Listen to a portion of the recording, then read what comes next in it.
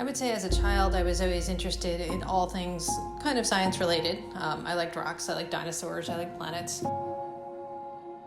But my pivotal moments, I think I had two of them. And the first was the space shuttle program and Sally Ride and the fact that, she was the first American woman in space, and I really wanted to do that.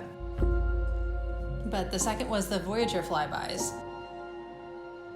And while I don't really have memories of the Jupiter flyby, I distinctly remember the Uranus flyby in 1986.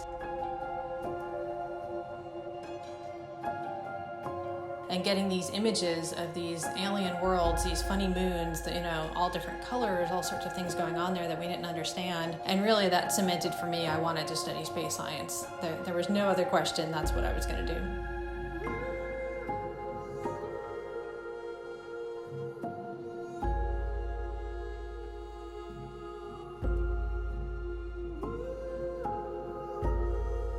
So as a planetary scientist, I study the planets in our solar system, primarily the outer planets, and I'm interested in their atmospheres and how they work and what they can teach us as a laboratory for atmospheres all over the place, including the Earth.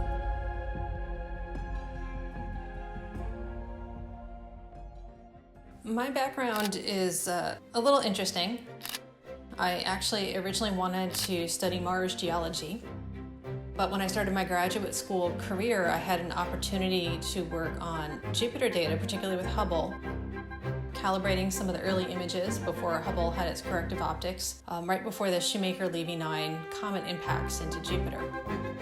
And then we had this great encounter where we had all these commentary pieces hitting in, but it was a new camera on Hubble after the corrective optics. So, wow, all these great new images. And I kind of got sold into, this is really what I want to do, study the atmospheres of planets.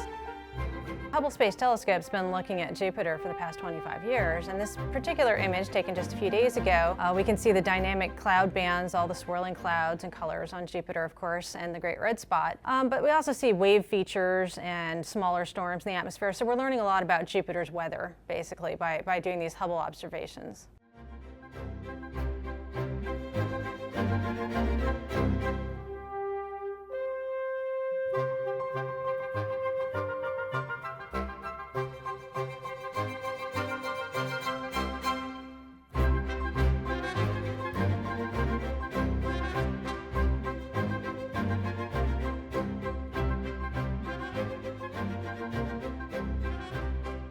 I would say I'm not really good at looking towards the future of envisioning exactly where I'll be in 10 years, but I want to see more missions to the outer solar system. I think we have a lot left to do out there, and I am looking forward to the day when we are ready to launch a mission to Neptune or even another mission to Saturn, and I certainly hope to be parts of those missions.